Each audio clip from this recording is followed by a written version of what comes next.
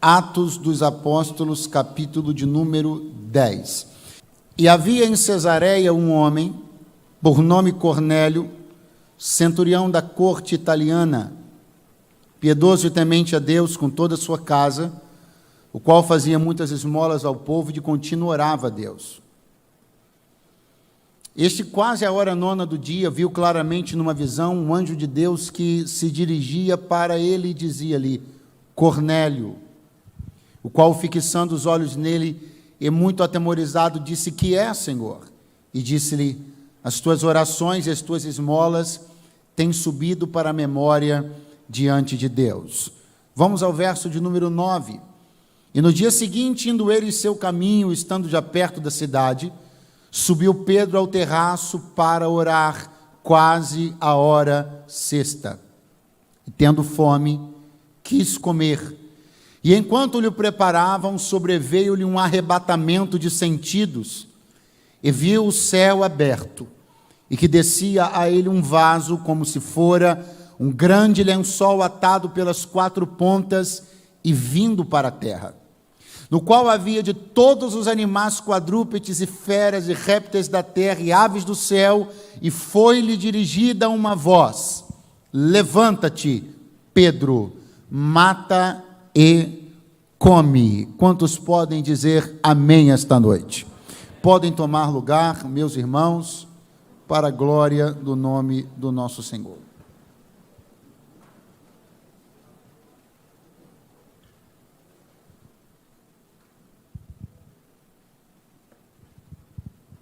Este texto para nós pentecostais, é um texto muito importante do ponto de vista histórico, porque aqui está o registro do primeiro gentio que recebeu o batismo com o Espírito Santo. E para que isto pudesse acontecer, Deus, que sempre faz com que a sua obra e os seus desígnios, por sua bondade, passe pelas mãos dos homens que ele escolheu. Para que isto acontecesse, o Senhor Jesus escalou um obreiro de muitíssima confiança, o apóstolo Pedro. Mas este obreiro de muitíssima confiança, este obreiro que desfrutava de uma palavra dada em particular a ele, na verdade, duas grandes palavras em dois grandes momentos, dadas especificamente a ele. A primeira, quando Jesus havia perguntado a respeito do que as pessoas estavam dizendo sobre ele, Jesus, e os discípulos começaram a dizer: bom, uns dizem que tu és Elias, outros dizem que tu és Jeremias ou um dos profetas. Jesus, então, redireciona a pergunta e diz: e vós, quem dizeis que sou? Pedro diz: tu és o Cristo, o Filho do Deus vivo. Aí Jesus olha e diz assim: não foi carne e nem sangue quem te revelou isto, mas o meu Pai que está nos céus. E agora eu digo algo sobre você: tu és Pedro, e sobre esta pedra edificarei a minha igreja, e as portas do inferno não prevalecerão contra ela. Um segundo grande momento, e também um momento muito particular, é lá no capítulo 21 do Evangelho escrito por João. Quando Jesus, após perguntar a Pedro se ele o amava 3 vezes, olha para ele no final e diz: então vai e apacenta as minhas ovelhas. Então estava muitíssimo claro que Jesus havia repousado sobre Pedro uma capacidade, uma confiança e uma designação ministeriais, episcopais. Mas o fato é que os planos de Deus para a igreja, os planos de Deus para a evangelização, os planos de Deus para o avivamento eram planos de natureza global. E isso contrastava muito com a cabeça bastante provinciana de todos os discípulos, mas particularmente de Pedro, por uma questão da sua cultura, da sua educação, do seu tipo de trabalho. Ele demonstrava, junto com os outros discípulos, muitas vezes, bastante dificuldade de entender o projeto global da evangelização. E eu preciso com você entender, ser flexível no sentido que, de fato, não é muito fácil para quem ouviu a vida inteira que faz parte de um povo, que esse povo foi escolhido por Deus, que esse povo partiu de um homem que era amigo de Deus e pai da fé, Abraão, só que de repente agora não são mais apenas eles. São todos quanto receberem a Cristo, ser-lhe-á dado o direito de serem feitos filhos de Deus. Mas como este projeto de uma evangelização global entra na cabeça de 12 homens com uma mentalidade tão provinciana? Era muito difícil. Se era difícil falar de salvação, também era muito difícil falar de avivamento. Como fazer estes homens com esta mentalidade entenderem que o avivamento não estava circunscrito a Jerusalém, que o avivamento não estava limitado aos 120 do cenáculo, mas que Jesus queria encher de poder todo mundo que quisesse receber o Espírito Santo. Isso não era fácil de entender. Mas eu dou glória a Deus, porque para todas as nossas dificuldades de compreensão, Deus sempre tem um jeito de desatar os nossos nós mais cegos. Eu dou glória a Deus e aleluia, porque se nós olharmos para a história da nossa vida, nós vamos concluir que muito do que nós entendemos hoje não entendíamos antes. Muito do que aceitamos hoje não aceitávamos antes. Nós estamos sendo verdadeiramente aprimorados, melhorados, desenvolvidos. A palavra de Deus está fazendo em nós ajustes refinados, precisos, e é por causa disso que a igreja está crescendo, porque onde nós não conseguimos enxergar, Deus enxerga. Onde vão as nossas limitações, Deus nos apresenta as suas não limitações, e deste jeito Deus trabalha em nós, trabalha por nós, porque para todo mundo que Deus tem um projeto de poder a realizar através dele, Deus primeiro realizará um projeto de poder nele. Eu quero que você entenda na noite deste dia, que você observe que isso tinha tudo para dar errado. Pedro tinha tudo para não entender o projeto global de evangelização. Ele também tinha tudo para não entender o projeto global de avivamento. Ele tinha tudo para não ser a pessoa que Jesus precisava. Mas Jesus tinha um pacto com ele, uma aliança com ele, e uma palavra estava debruçada sobre a vida daquele homem. Eu quero louvar a Deus, porque todas as coisas que Deus disse que faria em mim e através de mim, todas as coisas que Deus disse que faria em você e através de você, elas não são paralisadas pelos nossos nós, pelas nossas limitações, pela nossa pequenez, pela nossa não compreensão. Ele não nos descarta, Ele nos pega, trabalha em nós, refina-nos até que estejamos prontos para executar toda a sua boa, perfeita e agradável vontade. Aquele que não desiste dos que ele escolhe, um glória, um aleluia ao nome daquele que não desiste daquele que ele escolhe. Você pensa, imagine se fosse a decisão de um gestor que tivesse na sua cabeça um projeto de expandir os negócios a nível global. E ele tem um homem de confiança dentro da estrutura de empresa que tem uma cabeça local. O que esse gestor faria? Simples. Substituiria esse homem. Tiraria esse homem que está limitando, que está travando o avanço e o crescimento das coisas, e colocaria uma pessoa com uma mentalidade mais aberta, com uma visão mais globalizada, mais internacional. Era fácil fazer. No planejamento de uma gestão, as peças são substituídas, mas no reino de Deus elas são transformadas. Na cabeça de um gestor, ele simplesmente mexe as peças no tabuleiro, mas na cabeça do dono da igreja, ele cuida até que você fique do jeitinho que ele espera. Eu vim de Deus aqui entregar uma palavra: você não será substituído nem descartado, você será trabalhado até que em você esteja toda a plenitude da graça de Deus. E aí, é nessa hora que esse Deus que não descarta, que não substitui, mas que empenha-se em trabalhar nas pessoas que Ele chamou, até que elas estejam prontas do jeito que Ele quer, Deus desenvolveu um plano. Qual plano? Matriculou fora da sua vontade, Pedro numa escola.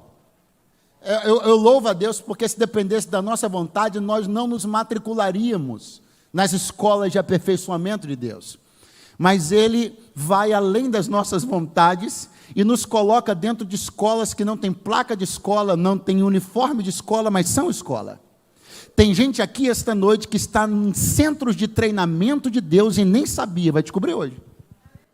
Você está sendo moldado, aperfeiçoado, circunstâncias estão talhando você, trabalhando você, dores, feridas, contrariedades, deslealdade, coisa que você sofreu, coisa que você viveu, coisa que você apanhou, que você estava reputando de todo jeito. E Deus me trouxe de longe aqui para dizer, eu te matriculei em uma escola sem te contar, mas te reuni esta noite aqui para dizer, estou trabalhando, estou aperfeiçoando, estou modificando e vai ficar bom no final, porque aquele que começou a boa obra não vai largá-la pela metade. A Ele a glória na noite deste. Eu estou sentindo Deus aqui neste lugar. Veja, Pedro estava indo muito bem. Mensagem, milhares convertidos. Ele passa por um homem, o homem está coxo. Ele diz assim, Enéas, Jesus Cristo te dá saúde. O camarada levanta. Aí ele está lá hospedado num lugar, morre uma crente, uma serva de Deus. O pessoal diz assim, não enterra não, que o irmão Pedro está aí. Não enterraram a irmã não. Foram lá caçar Pedro, trouxeram Pedro, Pedro pegou, aí ela, ei, levanta daí. E aquela mulher crente, Dorcas, piedosa, gentil, solidária com a comunidade, ressuscitou dentre os mortos. Pedro estava indo muito bem. Você pode repetir após mim, Pedro estava indo muito bem.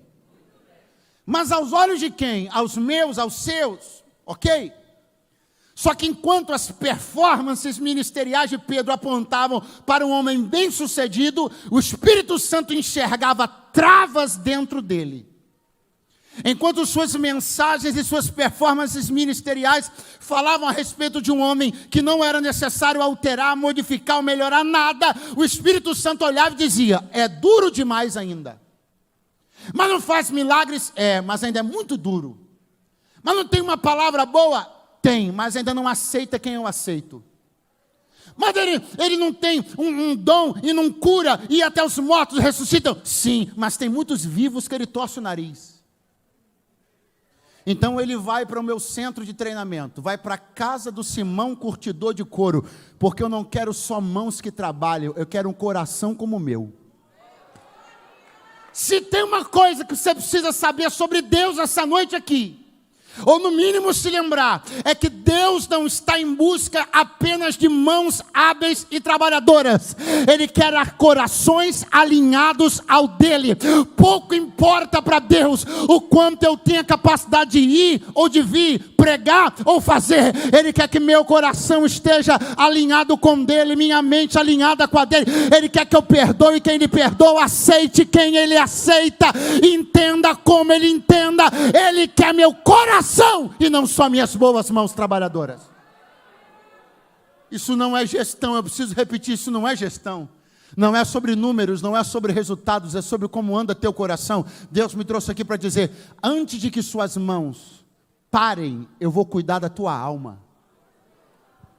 Antes de que os bons resultados das tuas mãos parem, eu vou cuidar do teu coração. Eu vou alinhar teu coração com o meu, porque eu não quero você trabalhando muito, mas torcendo o nariz para gente que eu já perdoei e você não aceita. Eu não quero você trabalhando muito, mas se negando a reconhecer ministérios aos quais eu reconheço. Eu te quero com mãos e te quero com coração. Ou se tem alguém me ouvindo na noite deste dia, digam glória a Deus, digam aleluia aí. Ele vai entrar.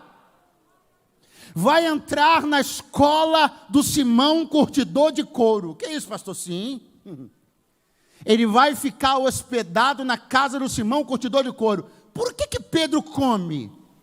Porque o Simão curtidor de couro bota a mesa. Por que Pedro dorme? Porque o Simão curtidor de couro fornece cama. Por que Pedro bebe água?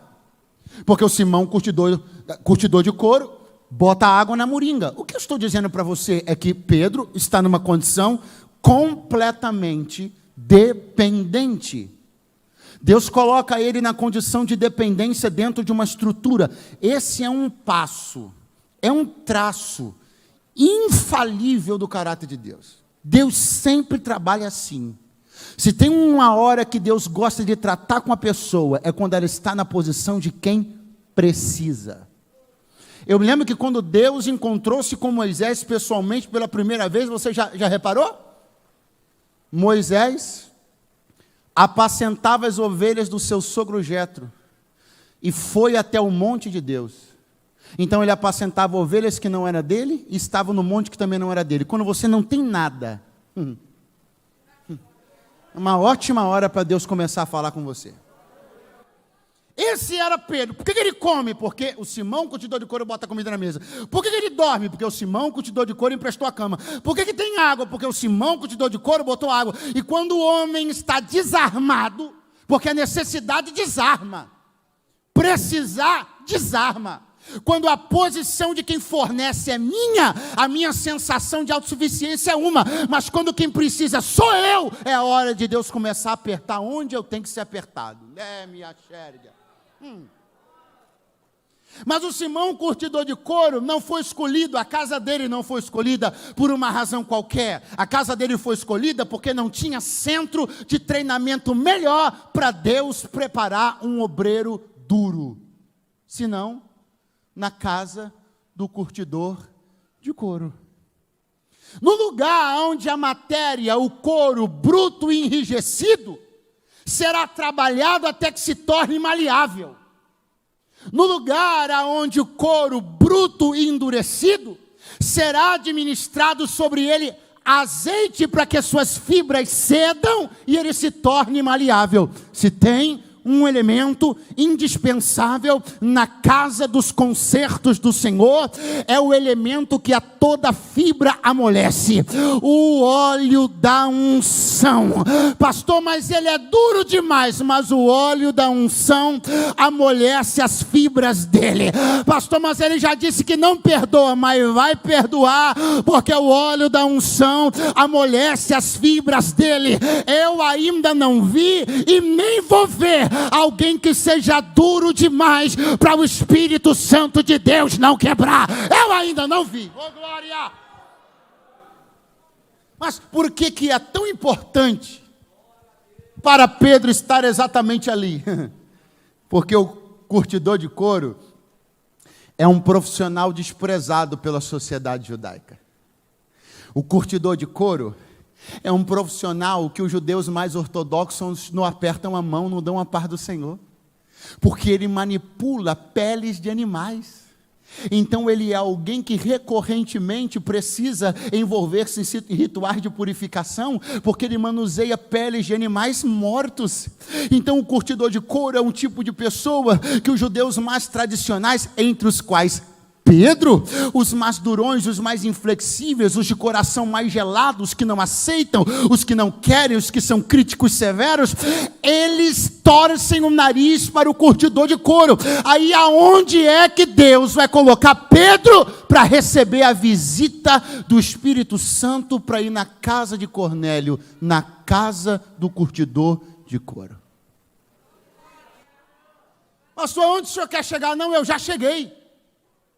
Já cheguei a mostrar para você como Deus, num traço assim, do seu bom humor, que eu creio no Deus bem-humorado, aleluia. Num traço do seu bom humor, Deus pega Pedro e coloca ele precisando e sendo fornecido por alguém que todo judeu tradicional torcia o nariz. E ele está lá dentro, comendo da comida, bebendo da água, usando a cama, usando o teto, e sem que ele percebesse, suas durezas mais antigas, suas inflexibilidades mais enraizadas, já estavam cedendo, porque se tem alguém que sabe trabalhar com gente, é o Espírito Santo de Deus. Eu quero dizer aqui para você, que você nem notou, mas você já está melhor nos 89 anos da The Blue do que você estava nos 88. Você já está bem mais aberto, bem mais flexível. Jesus está trabalhando na tua mente. Você pode não reconhecer, porque Deus ainda tem umas coisinhas para fazer, mas olha como você já está bem melhor agora do que estava no ano passado. Se fosse no ano passado, você nunca sentava à mesa do curtidor de couro couro para almoçar. Se fosse há 5 anos atrás, você jamais bebia água da moringa do curtidor de couro. Mas como Jesus tem planos maiores do que os seus e projetos mais profundos do que os seus, olha você aí, aceitando o que Deus também aceita. Aleluia! Mas torce o nariz, pastor, torce. Não dão a paz do Senhor? Não dão. Não querem comunhão com o curtidor de couro? Não querem. Mas o mais interessante disso tudo é que, embora eles desprezem a profissão do homem, embora não deem a paz do Senhor para o curtidor de couro, embora não queiram comunhão com o curtidor de couro, todos eles usavam sandália, cinto. Pastor, onde o senhor quer chegar? Não, eu já cheguei. Isso aqui é um traço do fundamentalismo religioso. Isso aqui é um traço da religião que não glorifica a Deus. Qual? Ela até gosta de usufruir dos resultados, mas ela despreza os começos e os processos. É o tipo de comportamento que não pode ser reproduzido por quem é crente. Quem é crente não pode bater palma para o cinto pronto, mas não querer submeter-se ao processo. Quem é crente não pode querer colocar a sandália pronta, mas não querer sentir o cheiro ruim do seu preparo. A igreja é uma igreja de costumes. Pastor, não entendi, mas vai entender. Obreiro não pode ser obreiro de vitrine, tem que ser obreiro de oficina, tem que conhecer o processo, tem que descer onde a coisa acontece, tem que sentir o cheiro que ninguém quer sentir e abraçar quem ninguém quer abraçar, porque bater palma para o cinto pronto é fácil, difícil é tolerar o cheiro que ninguém quer, abraçar quem ninguém quer abraçar, acreditar em quem a sociedade despreza. Isso é ser igreja, isso é ser igreja. Nós não podemos apenas querer celebrar resultados prontos. Nós precisamos descer no subsolo da oficina, conhecer os bastidores da história da transformação das pessoas. Qual é o traço? Qual é aquilo que está sempre presente na vida dos pregadores que não têm misericórdia, dos oradores que não têm piedade naquilo que pregam? Qual é o traço sempre presente na vida deles? Vai investigar. Nunca foram igreja. Nunca participaram efetivamente da vida da igreja, porque se conhecessem o costume, se soubessem o trabalho que dá, ver chegar cheirando mal, para sair com uma sandália e com um cinto pronto, não jogava fora só porque não coube no pé.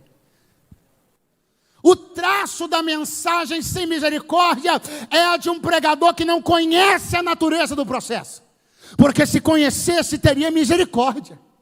Se conhecesse, não sugeriria que se lançasse fora ninguém, mas acreditaria no poder transformador do Espírito Santo. Vim pregar a uma igreja que eu creio no meu coração, que conhece as coisas pelo lado de dentro. É por isso que estamos avançando, é por isso que vamos avançar, porque não batemos palmas para resultados prontos, nós descemos aonde os processos acontecem.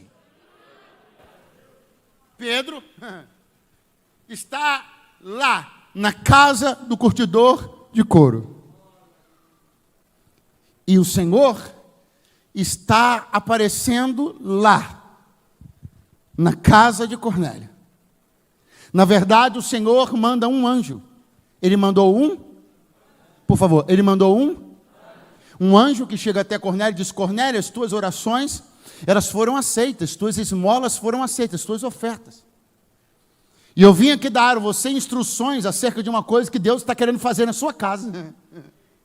E que coisa era essa? Que o Espírito Santo enchesse Cornélio e sua família. Quem pode dizer glória a Deus? Eu chamo a sua atenção para um fato. Um anjo da parte de Deus havia entrado na casa de Cornélio. Diga, um anjo. O Espírito Santo de Deus já havia colocado na sua agenda que também queria ir na casa de Cornélio. Diga, o Espírito Santo. Mas quando o pastor Pedro entrou na casa de Cornélio, sabe qual a primeira coisa que ele falou? na verdade não me é lícito estar aqui. Eu não sei se eu sinto pena, não sei o que eu sinto de gente que pensa que pode achar que não é digno para ele estar aonde anjos e o Espírito Santo vão. Eu queria entender o que um crente pensa, ou melhor, quem um crente pensa que é, para negar-se aí aonde anjos e o Espírito Santo andam. Será que nós estamos nos reputando ser mais santos que o Espírito Santo? Será que estamos nos reputando ser mais obedientes do que os anjos que estão sob ordens expressas de Deus? Ouça-me na noite deste dia. Não, pelo amor de Deus, não ouse negar-se aí aonde Deus já foi primeiro. Se Deus te mandar ir, vá. Porque se Ele te mandar ir, Ele é coerente, Ele também vai. Deus nunca te convidaria a pisar em lugares onde Ele não pisa. Pedro não está entendendo que quem decidiu ir lá na casa de Cornélio é mais santo do que ele, mais bíblico do que ele, mais justo do que ele, mais reto do que ele. É um erro terrível. Nós queremos exceder a Deus em misericórdia, exceder a Deus em zelo. Quem é que ganha de Deus em santidade? Quem é que é mais justo do que Deus? Quem é mais reto do que Deus? Pregador? Ninguém. Então por que você não aceita quem Deus já aceitou? Olhe, eu estou dizendo a você que um anjo do Senhor vai até a casa de Cornélio. Cornélio alegre destaca 3 funcionários seus e diz assim: vão na casa do irmão Pedro. Onde é que ele está? Está na casa do Simão, curtidor de couro. Enquanto isso, vão saindo os 3 mensageiros da casa de Cornélio. 3 dias até chegarem na casa do Simão, curtidor de couro, aonde Pedro estava. Quem está me ouvindo, diga amém. Quem está me ouvindo, diga aleluia. Só que aí de repente diz a Bíblia, não eu, diz a Bíblia, que Pedro tendo fome. Pedro tendo, quis comer. Quis. E enquanto lhe preparavam, o quê? A comida. Ele sobe ao terraço para orar, e sobrevém-lhe um arrebatamento de sentidos. Atenção à ordem dos fatos segundo a Bíblia. Ele sente fome, quer comer, vão preparar a comida, logo a comida não estava pronta. Por a comida não estar pronta, Pedro sobe ao terraço. Tendo subido ao terraço, ele tem um arrebatamento de sentidos. E a visão que vai mudar a história do avivamento entre os gentios só aconteceu porque um almoço atrasou. Não, vou tentar de novo. A visão que mudou a história do avivamento entre os gentios só aconteceu porque um almoço atrasou. Eu quero dar glória a Deus por todos os atrasos que aconteceram e que você reclamou, mas Deus estava contando os minutos. Eu vim aqui hoje dar glória a Deus pelo quê, pastor? Por tudo que não deu certo. Pelas coisas que você acredita que foram um embaraço e um atrapalho, mas Deus me trouxe para dizer: eu não estou perdido no tempo, atrasou para você, mas eu estou na hora. Oh, glória! Glória me cantaraia. O almoço atrasou. Perceba que no momento onde Pedro sente fome, a comida não estava pronta. Glória a Deus. Porque se tivesse pronta, Pedro não teria subido ao terraço. Se não tivesse subido ao terraço, não tinha recebido revelação. Se não tivesse recebido revelação, quando os 3 mensageiros de Cornélio chegassem na porta, eles iam dizer: viemos aqui atrás do Pedro. Eles iam dizer: hã? Oi? Hã? Mas por quê? Sabe por que você não entende muitos encontros que Deus promove? Porque você está mais no almoço do que no cenáculo. Tem gente olhando para aquilo que Deus articulou e com cara de que não está entendendo. Por que você não está entendendo o que está acontecendo agora? Porque você faltou na reunião do cenáculo. Se em vez de almoçar você tivesse subido ao terraço, você estava entendendo o que os 3 homens estão fazendo. Deus me trouxe aqui para dizer uma coisa: eu conheço você. Conheço tanto... alguém ficou feliz de saber que Deus te conhece. Vou dizer de novo. Deus me trouxe aqui para dizer: eu conheço você. E eu conheço tanto você. Conheço tanto as suas predileções. Eu tanto sei que você é tendencioso a ir para o almoço e deixar o cenáculo vazio, que eu mandei a comida atrasar. Fui eu que mandei. Eu soprei no fogão e apaguei o fogo para o almoço atrasar. Eu estou segurando o que você quer para te entregar o que eu quero.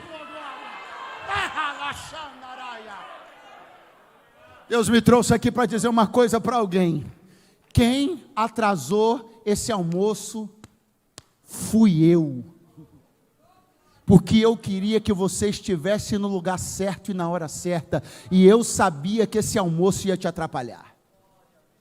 Pastor, não estou entendendo nada, está na hora da janta, você está falando de almoço? Então, para você que está se fingindo de desentendido, eu vou melhorar. Foi Ele quem fechou esta porta. Foi Ele quem não assinou a promoção que você queria. Foi Ele que não deixou você ser transferido para o estado que você pensou que ia ser transferido esse ano. Porque Ele me trouxe aqui para te dizer: eu te conheço. Se o almoço está pronto, você me troca pelo almoço. Nossa mente, atenção, trabalha. Eu não sou psicólogo, mas também não sou ignorante. Nossa mente trabalha pautada por uma ideia: recompensa imediata. Repita após mim: recompensa imediata. Para onde você olha? Para recompensa imediata. O que você quer? Recompensa imediata. O que teu coração pulsa? Recompensa imediata. É depois? Não serve. É imediato? Eu quero. Então, perceba, lá no cenáculo, lá no pavimento superior, é oração, é visão. Eu não sei o que Deus vai falar ainda, não sei o que vai acontecer, está tudo no futuro. Mas a panela, a comida está pronta. Para onde eu vou?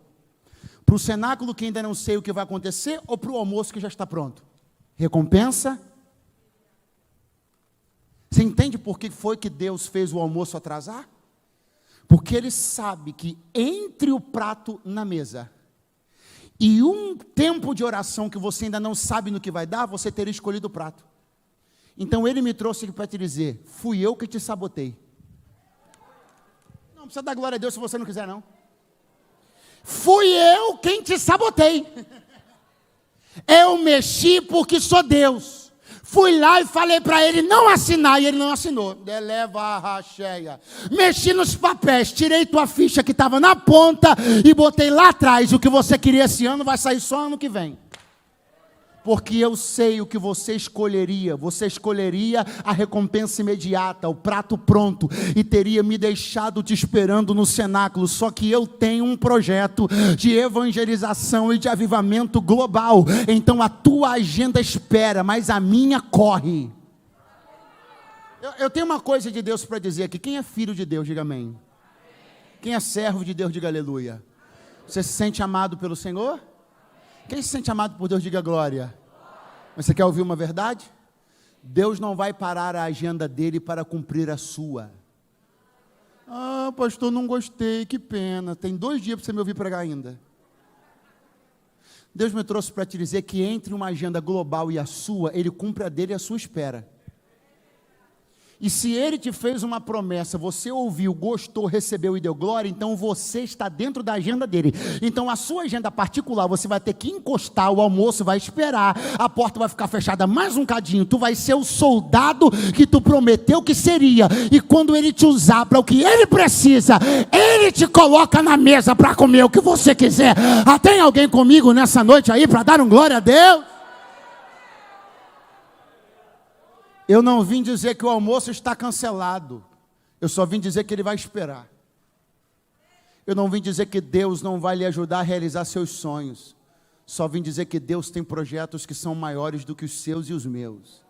E na hora de decidir entre uma agenda global e a sua agenda pessoal, Deus vai escolher a agenda global. Mas não tem problema, você está escalado para participar disso. E assim que Deus te usar para fazer o que Ele quer, a panela vai te chamar de novo, o almoço vai ser posto, a porta vai se abrir, Deus vai fazer o que teu coração espera, mas cumpre a agenda dEle, e Ele te ajudará a cumprir a sua.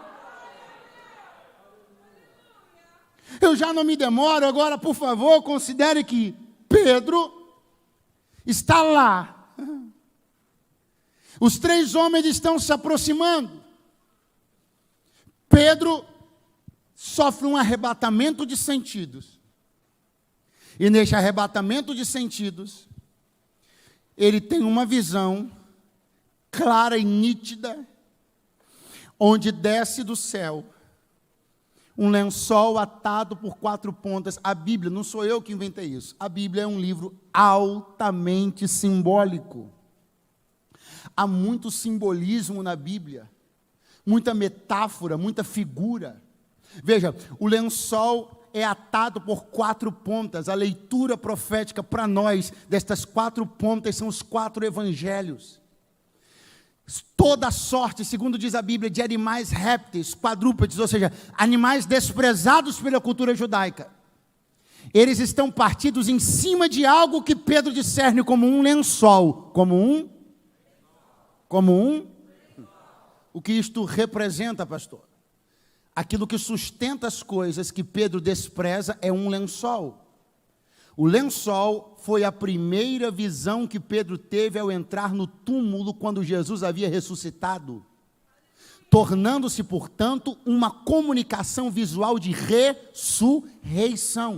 O que Jesus já está dizendo para Pedro, para nós, as pontas que seguram quem você não gosta são o meu evangelho.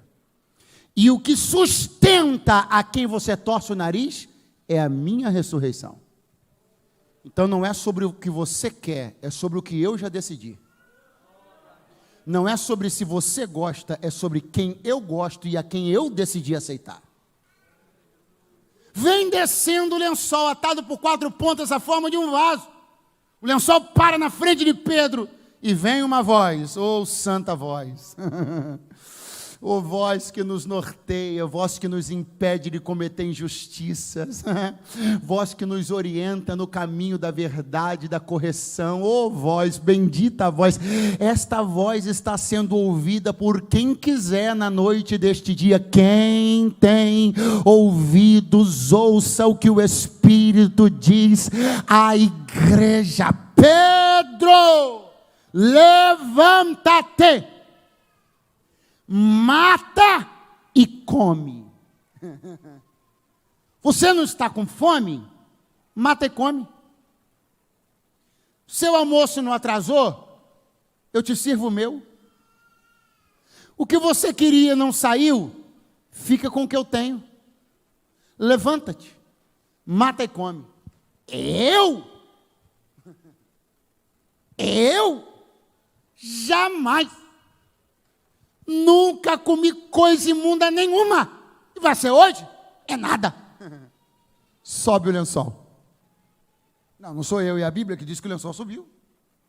Acabou. Não tem mais. Deus vai atrás de outro. Eita, Jesus que não desiste de nós. Desce o lençol de novo. Tem gente que só está aqui hoje porque tinha tudo para Deus ter batido na tua porta uma vez. Ter te chamado uma vez. Te exposto um plano uma vez, mediante o que você disse para ele, como você se comportou, convenhamos, era para Deus ter ido atrás de outra pessoa melhor do que você, melhor do que eu, mas o lençol desceu de novo. Eu quero dar um glória a Deus pelas tantas vezes que o lençol já desceu.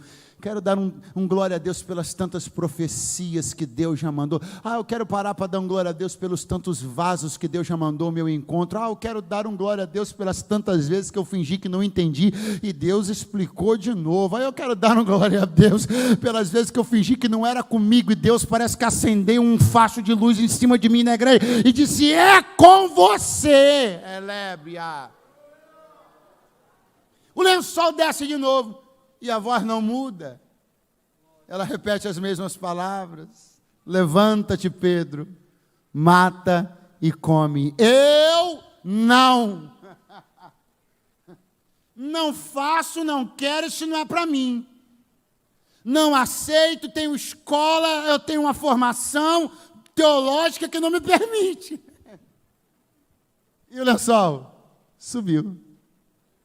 Pela segunda vez. E aí, pastor? Desceu. Pela terceira vez. Por favor, mesmo com a máscara, mesmo com o distanciamento, eu queria que você olhasse para alguém e dissesse assim: desceu de novo. Hoje aqui. Fala para ele: mais uma chance. Mais uma chance, pastor? Mais uma. Deus dá mais uma? Dá mais uma. E quantas mais Ele dará? Aí eu não sei. Ele dará infinitas chances? Creio que não. Ele insistirá por tempo indeterminado? Creio que não. Mas e hoje? Hoje Ele está insistindo mais uma vez. Hoje Ele me trouxe aqui para dizer: eu estou batendo na sua porta mais uma vez. Para você que está fugindo do ministério há anos, eu estou fazendo o lençol descer mais uma vez. Para você que deixou para trás um ministério e uma obra tão importante que você fazia na igreja, só porque ela não teve o reconhecimento que você esperava, eu estou descendo mais uma vez.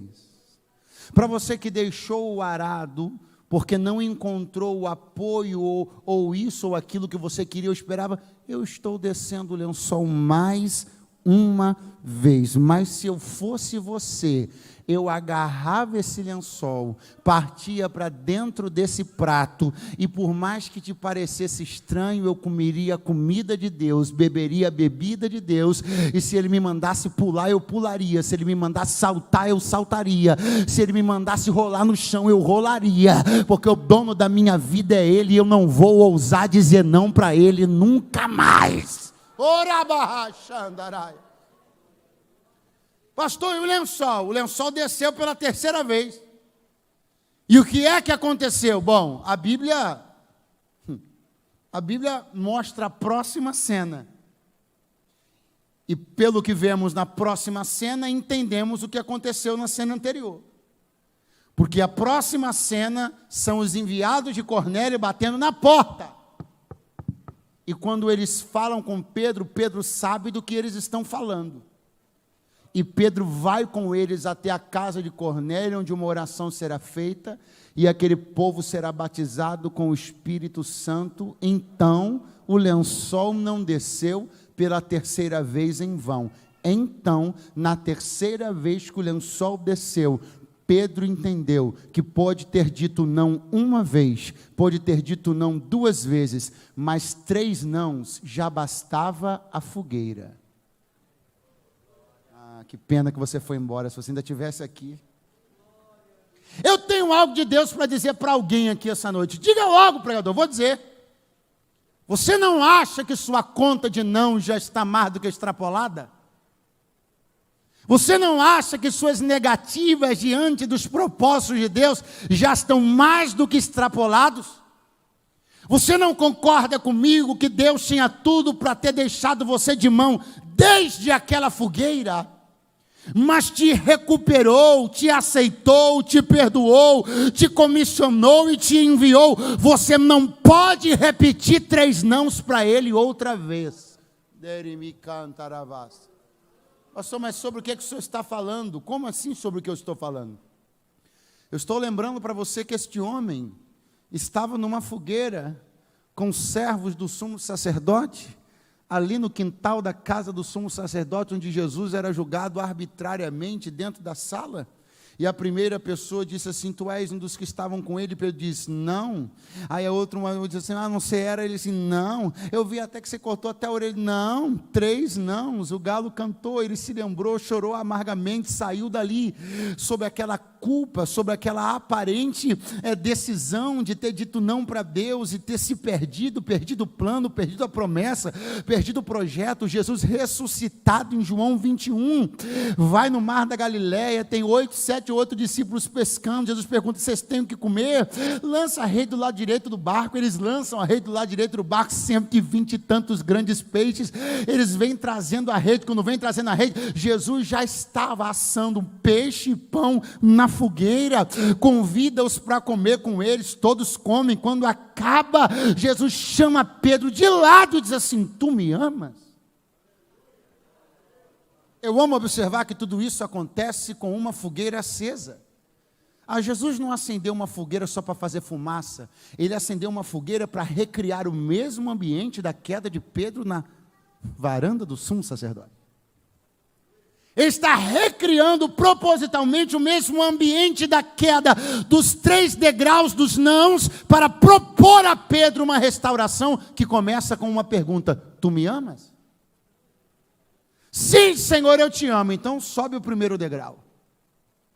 Tu me amas? Eu te amo, Senhor. Sobe o segundo, então. Tu me amas? Senhor, tu sabes que eu te amo. Então sobe o terceiro degrau. Quando nossa conversa começou, você estava 3 degraus abaixo porque me deu 3 nãos. Quando a nossa conversa terminou, você já tinha se nivelado de volta comigo porque me deu 3 sims.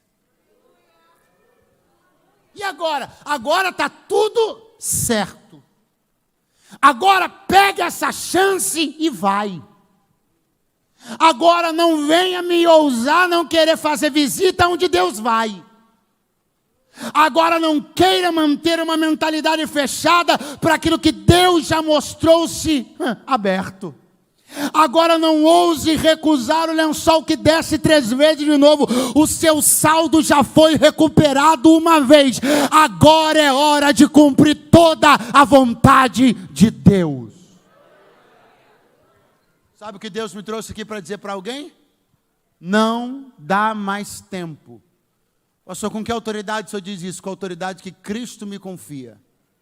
Pastor, como é que não dá mais tempo? Sempre há tempo. Quem te falou que sempre dá tempo? Claro que sempre dá tempo, pastor. O ladrão da cruz foi salvo no último dia, no último minuto. E quem disse que eu estou falando de salvação? Não estou falando de salvação, estou falando de chamada. Para ser salvo, você pode ser salvo até no último segundo de vida, mas chamada tem tempo, chamada é relógio. Para ser salvo no leito de dor, alguém é salvo. Meu avô foi salvo assim, o ladrão da cruz foi salvo assim. Agora, para ministério, o relógio corre, o lençol desce 1, 2, 3 vezes e não mais. Sabe o que Deus me trouxe para dizer aqui para alguém, para encerrar? Hoje eu estou fazendo o lençol descer pela 3ª e última vez. Porque o que você sabe que eu tenho contigo, você já sabe há tempo suficiente para ter se decidido. Eu tenho uma promessa sobre a tua vida. Essa promessa não cabe nas tuas limitações e no teu coração fechado. Está na hora de você se abrir para os meus propósitos. Eu vou usar você nesse tempo. Aproveita que os céus estão abertos sobre a nossa cabeça. E Deus decidiu descer o lençol da oportunidade. Agarra esta chance na noite deste sábado e vai cumprir o que Deus chamou você para cumprir. Se alguém puder levantar as mãos, vai ser uma boa hora para você segurar uma palavra de Deus enquanto o pessoal aqui da banda vai chegando. É uma boa hora para você segurar uma palavra de Deus para a tua vida. Não dá mais tempo, o relógio está correndo, a obra é urgente, os campos estão férteis. Chegou a hora de um projeto de evangelização maior do que nossa mente. Chegou a hora do fogo do Espírito varrer essa cidade. Quem disse não por muito tempo, chega de dizer não. O almoço atrasou, Deus mexeu na tua agenda, fechou porta, abriu porta, veio pandemia. Chega, agora é hora de começar a fazer o que Deus quer que seja feito. Quantos podem glorificar o nome dele por alguns segundos? Quantos podem glorificar o nome dele por alguns segundos? Vou repetir, não sei se você está me ouvindo. Quantos podem glorificar o nome dele por alguns segundos? Só por alguns segundos, limite-se a glorificar o nome dele. Eu proponho que você esteja de pé esta noite.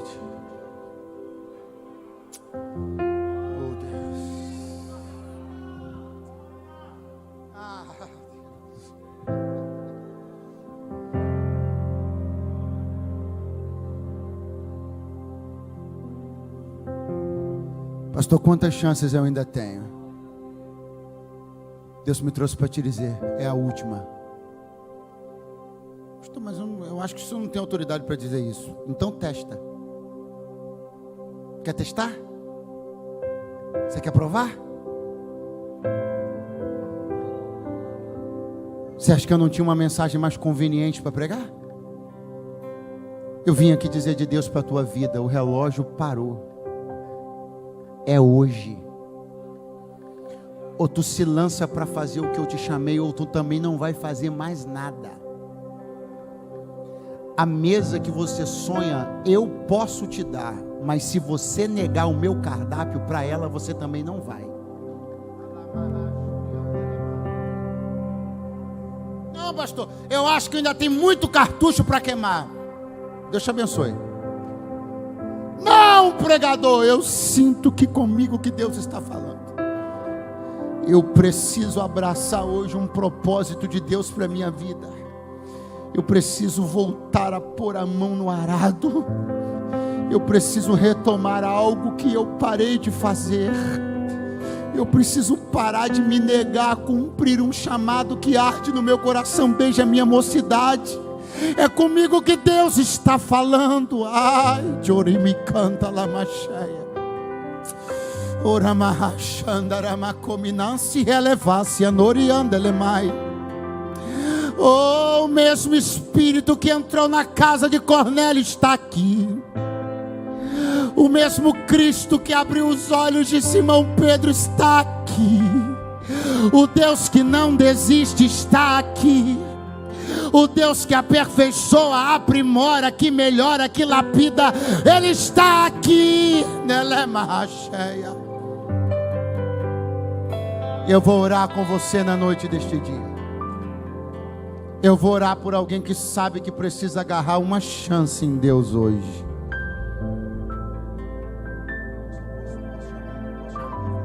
Pastor, é comigo. O lençol desceu aqui pela terceira vez. Eu não vou perder não, eu vou agarrar. É com você que Deus está falando? É você que tem se negado tempo demais a cumprir um propósito de Deus? Sai do teu lugar, vem aqui no altar agora. Sai do seu lugar e vem aqui no altar agora. Se tu tens um sim a dizer para o teu Deus, vem aqui no altar agora. Chorei me canto,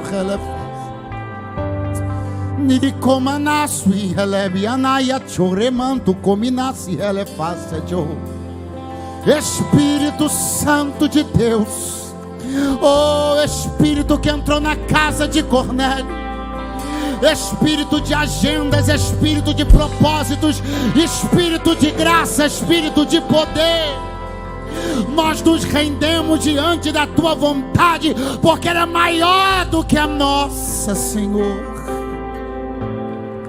Chegou a hora de ceder para ti, de perder para ti, porque perder para ti é sempre ganhar. Duro é continuar lutando contra a tua vontade, é remar contra a maré, é brigar com o vento, é correr atrás da brisa.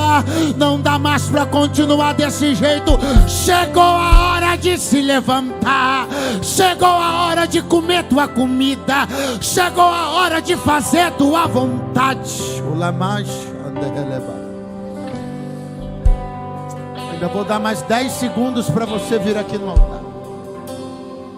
Você que está protelando algo de Deus na tua vida há muito tempo, vou dar mais 10 segundos para você vir aqui no altar.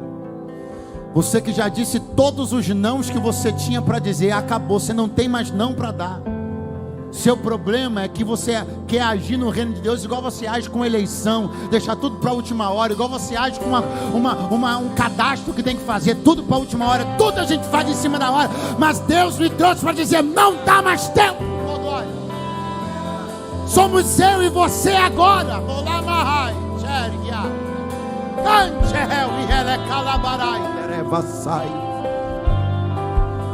Há campos que estão te esperando, há hospitais que estão te esperando, os campos brancos estão esperando obreiros que estão dizendo não. Há comunidades nessa cidade que estão esperando obreiros que estão dizendo, eu tenho almoço para fazer. Tem lares lares precisando ser visitados, e tem algumas pessoas dizendo: eu tenho outros planos. Não, me prova suine promaceia terga noria. Espírito Santo de Deus, eu creio que tu estás aqui neste lugar. Eu chamo pela tua presença, eu chamo pela ação do teu Espírito, uma ação que é contundente, uma ação que é sentida dentro da alma do homem. Vai trabalhando de dentro para fora agora. Onde tiver uma resistência, quebra agora. Contra toda a dureza, que venha o óleo da tua unção sobre todas as fibras enrijecidas. Vem agora o óleo da tua unção. É tempo de aceitar os teus cardápios, Senhor. Só veio aqui no altar quem veio para dizer sim, Senhor. Veio aqui no altar quem sabe que não tem mais tempo a perder. Nós nos lembramos a obra que o Senhor fez em nós, lá na beira do mar da Galileia. Nós sabemos que o Senhor nos aceitou quando poderia nos descartar, nos perdoou quando deveria ou poderia não ter perdoado. E como é que nós estamos retribuindo a todo esse favor? Dizendo não, dizendo que não temos tempo, dizendo que nossa agenda está cheia. Chegou a hora de honrar o Deus que nos honra. Chegou a hora de servir o Deus que nos ama. Chega de não, chegou a hora do sim. O lençol vai descer pela terceira vez e eu vou pegar. Eu vou partir para dentro da vontade de Deus. Eu vou cumprir todo o propósito do Senhor. Nós estamos aproveitando que os céus estão abertos, Senhor. Estamos dizendo sim para tudo aquilo que o Senhor quer. Porque para muitos, os céus já se fecharam sobre suas cabeças. Eles disseram tantos nãos que os céus se fecharam sobre suas cabeças. Mas não é o que vai acontecer conosco. Enquanto os céus ainda estão abertos, ouçam nosso sim, Senhor. Enquanto os céus ainda estão abertos, veja o reclinar da nossa cabeça, o curvar dos nossos joelhos, o quebrantar do nosso coração. Enquanto os céus ainda estão abertos, olha para nós com misericórdia mais uma vez. Nós vamos cumprir os teus propósitos na nossa vida. Nós vamos cumprir os teus propósitos. Nós selamos isso diante do teu altar. Nós ligamos esta palavra diante do teu altar. Nós nos aliançamos com esta palavra diante do teu altar. Em nome de Jesus. Em nome de Jesus. Amém. Amém. E graças a Deus.